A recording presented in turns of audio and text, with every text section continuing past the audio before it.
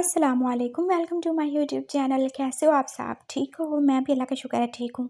और आज मैं आपके साथ मार्केट नैपर 2 का सेकंड पार्ट शेयर करने वाली हूँ और अगर पहले वाला पार्ट नहीं देखा तो वो भी आप लोग देख लीजिएगा। और दूसरी बात मैं आप लोगों को ये बता दूँ कि ये स्टोरी जो है इसमें शायद कॉमेडी कम ही होगी लेकिन ज़रूरत के मुताबिक ही होगी, क्योंकि इस स्टोरी में हमारे दोनों ही कैरेक्टर्स बहुत ज़्यादा स्ट्रॉन्ग हैं, वांगजी भी और सैन भी। और जिन लोगों को एनिग्मा के बारे में नहीं पता तो मैं बता दूं कि एनिग्मा भी बेसिकली अल्फ़ा ही होते हैं, लेकिन वो अल्फ़ा से ज़्यादा पावरफुल, ज़्यादा अग्रेसिव और ज़्यादा डेंजरस होते हैं। वो ओमेगा की हीट और उनकी सैंड के अलावा भी रेजिस्ट कर सकते हैं और वो फीमेल अल्फ़ा को प्रेग्नेंट भी कर सकते हैं।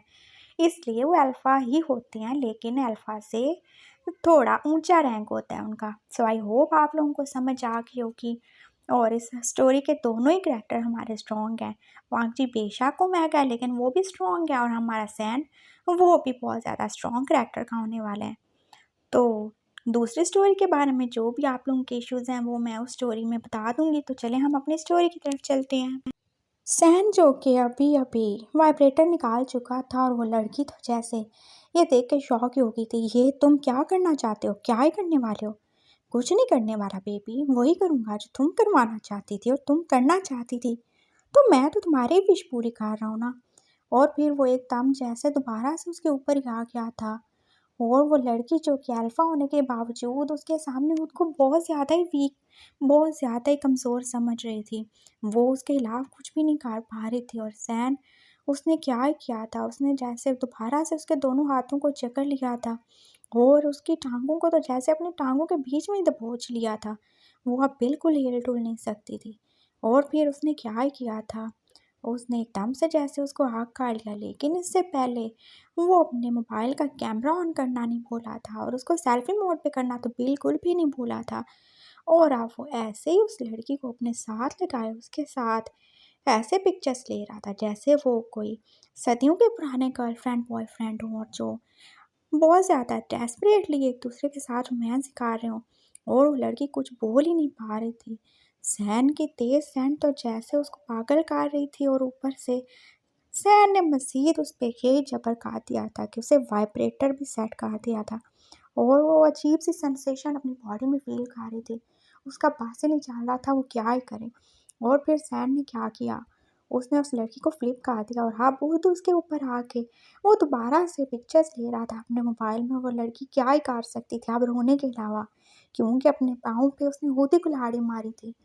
और फिर सैन ने दोबारा से अपना पोज़ चेंज किया और आप खुद नीचे उस लड़की को ऊपर कर लिया था और अब वो दोबारा से पिक्चर्स और वीडियोस ले रहा था उस लड़की के साथ। बेबी, कैसा लगा तुम्हें? अच्छा लगा? मज़ा आ रहा है ना? यही चाहती थी ना तुम? देखो कितने अच्छे लग रहे हैं हम दोनों साथ में, देखो तो। उसने एकदम से उसको आगे खा के मोबाइल दिखाया था जहाँ पे उस लड़की की उसके साथ बहुत ज़्यादा ही पिक्चर्स सेव हो चुकी थी। सो बेबी, आई होप तुम्हें ये सब अच्छा लगा होगा और आइंदा से भूल के भी सैन के साथ पंगा लेने का मत सोचना। I hope you understand. और अब वो उसके पास से उठ ही चुका था और लड़की पास क्या ही कर सकती थी, कुछ भी नहीं कर सकती थी। वो खुद इतनी ज़्यादा जलील हो चुकी थी कि वो बोलने के काबिल ही नहीं रही थी। और फिर सैन ने क्या किया था, बाय द वे ये पिक्चर्स मैं अपने पास रखूँगा। अच्छे टाइम की है ना, याद कर रहेंगी मेरे पास, काम आएंगी बाद में। और फिर उसने चाहते चाहते अपना कोट उसके ऊपर ही फेंक दिया था।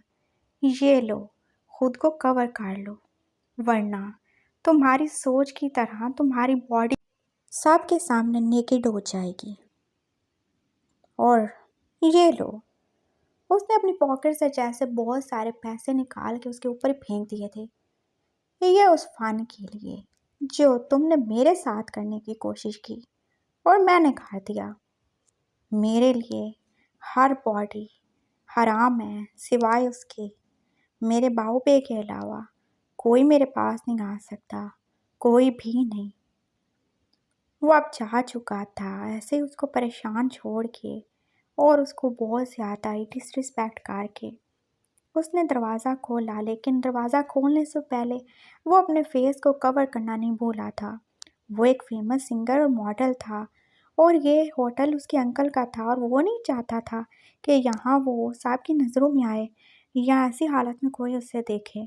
लेकिन तभी जैसे ही वो दरवाजे से निकल रहा था, कोई बहुत तेज़ी से चलते हुए उससे जैसे आके टकराया था और अब सैन उसे देख रहा था। वो तो जैसे टकराने वाले को पकड़ ही चुका था और वो किसी हीरोइन की तरह जैसे उसके बाजुओं में गिर चुका था और अब वो दोनों ही एक दूसरे को देख रहे थे। हम्म, तुम कौन हो? वो उस बंदे को देख रहा था जिसकी हालत काफ़ी अजीब थी, जिसकी शर्ट के बटन खुले हुए थे और जिसके फेस पे उसके होंठों पे ब्लड लगा हुआ था, उसके बाल बिखरे हुए थे और उसको देख के ऐसे ही लग रहा था जैसे वो अभी अभी किसी का रेप करके आया हो। वो कितना ज़्यादा गुस्से में लग रहा था, उसकी आंखें तो जैसे रेड ही हो रही थी। एक तो अंकल को पता नहीं क्या ही हो गया और इनकी होटल मैनेजमेंट को, हर अरे गहरे को, जिसको देखो यहाँ पे अपनी हवस पूरी करने आ जाता है, सब कोई यहाँ पे ले आते हैं। कोई चेक नहीं है, कोई मैनेजमेंट ही नहीं है इस होटल की। वो कितने गुस्से से अभी तक उस लड़के को बाहों में पकड़े जैसे बोल रहा था, हे यू, क्या समझ रखा है तुमने? क्या कहना चाहते हो?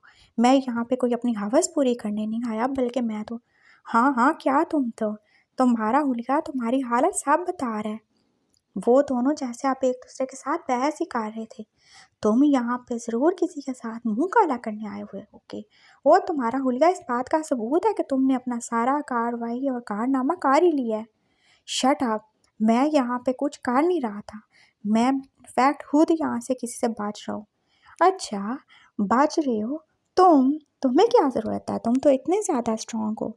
सैन अब उससे कह रहा था और वो कोई और नहीं, वांची था, जो कि उस मिस्टर चू से अपनी जान बचा के किसी न किसी तरह उसके सर में कोई चीज़ मार के वहाँ से जान छुड़ा के भागा था और अब सैन से टकरा गया था और सीधा उसके बाजुओं में गिरा हुआ था और वो ऐसे ही उसको पकड़े हुए उससे बहस किए ही जा रहा था। छोड़ो मुझे। हाँ, छोड़ दूंगा, मुझे क्या ज़रूरत है तुम्हें ऐसे गोदी में उठा के फिरने की। दफ़ा हो जाओ यहाँ से और आइंदा यहाँ पे मत आना। और इनका ये सीन तो न जाने कितनी देर चला था और किसी ने इस सीन को बहुत ही प्यार से जैसे अपने कैमरे में कैद कर लिया था। वो जो भी था, बहुत ज़्यादा ही कमीनगी के साथ उन दोनों को देख रहा था।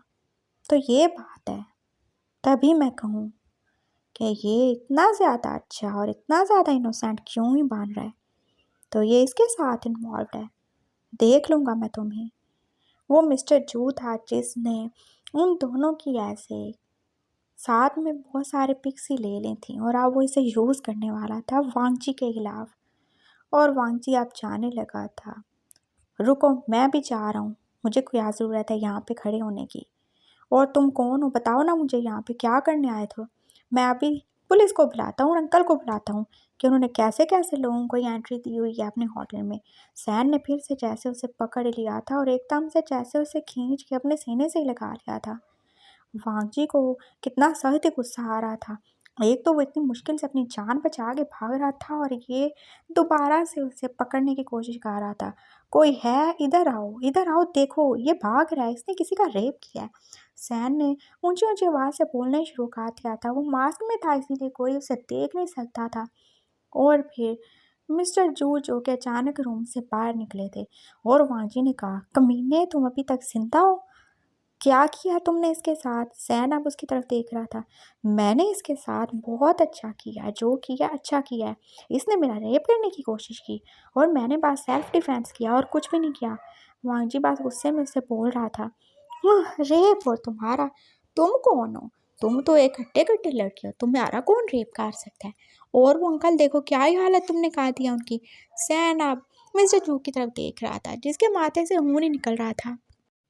व्हाट द हेल, छोड़ो मुझे, कमीने आदमी, मुझे जाना है, ये मेरी इज्जत के पीछे है, तुम मुझे पकड़ के इसके हवाले कर रहे हो या पुलिस के हवाले करने का सोच रहे हो। वांग जी को तो कितना सख्त गुस्सा आ रहा था उस मास मैन पे, जो कि ऐसे उसको पकड़े हुआ था। नहीं छोड़ूंगा, मैं तुम्हें पुलिस के हवाले करके रहूंगा। देखो तुमने उन अंकल की क्या ही हालत कर दी है। सैन जो क्या बहुत ही ज़्यादा गुस्से में बोले जा रहा था, और फिर वांग जी को कुछ भी नहीं सूझा था। उसने एकदम से जैसे उसकी नेक पे ज़ोर से बाइट किया था, और फिर वो अपना हाथ छुड़ा के वहाँ से भाग ही चुका था। और उसने एक बात नोट की थी कि जो भी बंदा उसे पकड़े हुए था बहुत ज़्यादा ही रिच था। उसकी घड़ी जिसमें डायमंड लगे हुए थे, उसके गले की चेन्स जो कि प्योर गोल्ड की बनी हुई थी, और उसके पेंडेंट्स वो भी तो सब डायमंड के ही थे। उसकी हर चीज़ से तो जैसे शानो शौकत ही टपक रही थी। और वांगजी ने सोच लिया था बस यही है उसका अगला शिकार। वो वहाँ से भाग रहा था और सैन उसके पीछे भागा था, लेकिन वांगजी तो बाहर जाके एक साइड पे छुप ही गया था। उसका सर घूमे जा रहा था। उसने जल्दी से मोबाइल निकाला और अब वो चैंग और पैंग को कॉल ही कर रहा था, जल्दी आओ यहाँ पे, मेरी जान और इज्जत दोनों खतरे में है, दफा हो इधर आओ। और चैंग और पैंग उसकी बात समझ गए थे।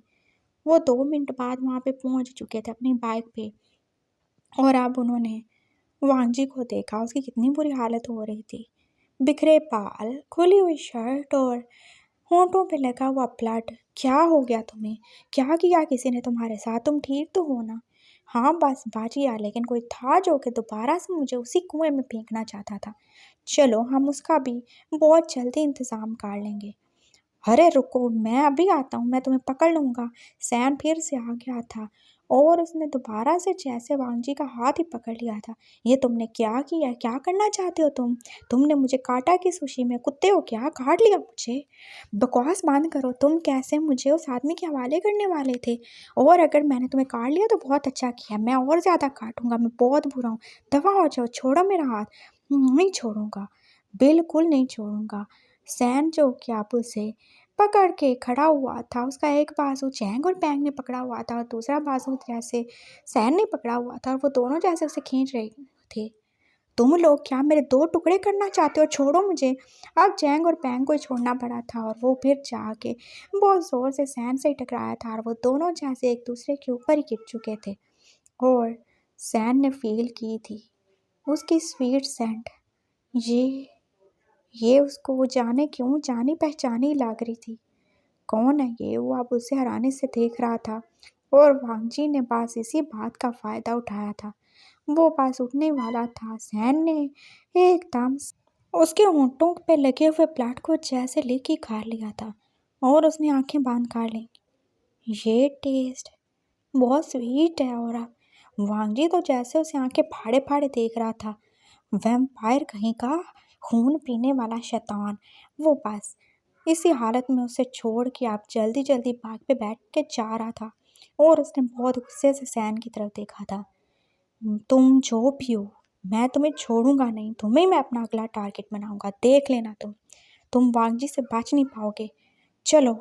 वो चैंग पैंग के साथ अब बाइक पे वहाँ पे जा चुका था, और सैन की गाड़ी और ड्राइवर भी आ ही चुके थे, और वो भी अब अपने घर की तरफ जा रहा था। और वो पास सोच रहा था आज से पहले कभी ऐसा नहीं हुआ, उसे किसी की स्वेंट इतनी स्वीट नहीं लगी थी, फिर उसकी क्यों?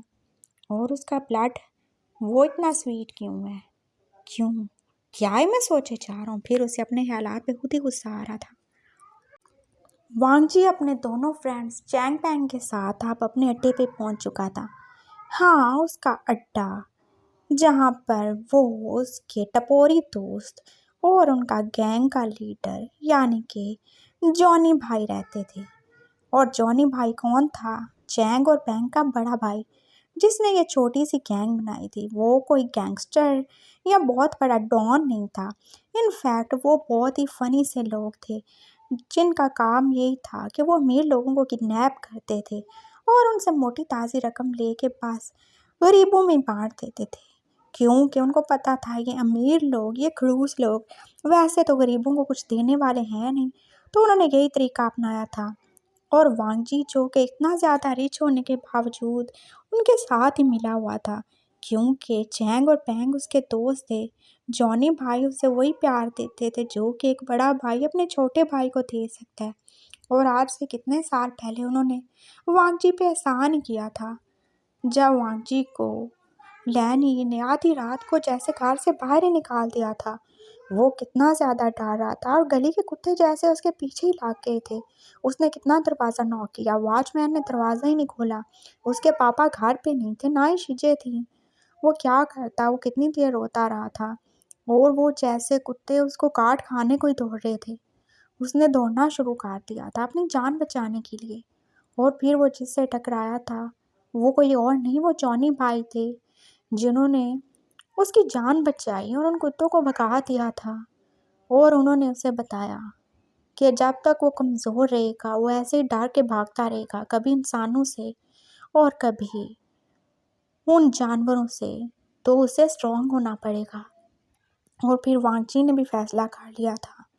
वो डरपोक, डरा सहमा सा, वीक सा ओमेगा बन के नहीं रहेगा। वो फाइट करेगा, खुद को स्ट्रांग करेगा। वो किसी को इजाज़त नहीं देगा, चाहे वो गली के कुत्ते हों या फिर उसकी माँ लैन ही हो। किसी को भी इजाज़त नहीं देगा कि वो उसको हर्ट करें या उसको काट खाने को दौड़ें। और तब से वांगची ने जैसे उनसे पक्की दोस्ती कर ली थी। और फिर बाद में उसे पता चला था कि जॉनी भाई चैंग और बैंग के बड़े भैया हैं, जो बस सड़क छापी थे। लेकिन वांगजी को कोई फर्क नहीं पड़ता था, वो जो थे जैसे थे, उसके दोस्त थे। अपने घर वालों से ज़्यादा उसे प्यार इन लोगों से मिलता था, और वो भी इनके साथ था। उसकी माँ जो कभी कभी उसको पॉकेट मनी देती ही नहीं थी, उसको कितनी बार ही इन लोगों के साथ मिलके कभी रॉबरी तो कभी किडनैपिंग करना पड़ती थी। लेकिन कोई मसला नहीं, वो कुछ गलत नहीं कर रहा था। इन अमीरों का यही हाल होना चाहिए। और वो खुद भी तो अमीर था, लेकिन वो ऐसा तो नहीं था ना। उसे तो खुद टके टके के लिए अपनी सौतेली माँ और बाप की शक्ल ही देखनी पड़ती थी। जिनकी मर्जी होती तो उसे दे देते, नहीं तो क्या ही मिलता था उससे, उतरन अपने बाप के पहने हुए पुराने कपड़े, और कुछ भी नहीं। और कभी कभी तो उसे ऐसा लगता था जैसे वो उनका अपना बेटा है ही नहीं। जैसे वो उसके साथ सलूक करते थे ऐसे तो कोई सौतेलों के साथ नहीं करता था। और शीजे, जो कि डैड की सौतेली बेटी थी, वो उसको ऐसे ही प्यार करते थे जैसे वो इसकी सगी बेटी हो। और वांगची, वो तो बस ऐसे ही था, निगलेक्टेड और सबकी नज़रों में यूजलेस ओमेगा। बहुत कम लोग ही जानते थे उसके घर वालों के अलावा कि वो एक ओमेगा है। वरना उसने जैसे अपनी पर्सनैलिटी को रखा था, कोई उसे देख के कह नहीं सकता था। वो बहुत ज़्यादा स्ट्रॉन्ग, बाहर वालों के लिए रूड और एक ब्रेव लड़का था। और उसकी सेंट, वो भी तो किसी को फील नहीं होती थी, तो उससे कोई खतरा नहीं था दूसरे लोगों से। लेकिन बाहर वाले लोगों से क्या ही खतरा हो सकता है जब घर के अपने लोग ही अपने साथ ना हों।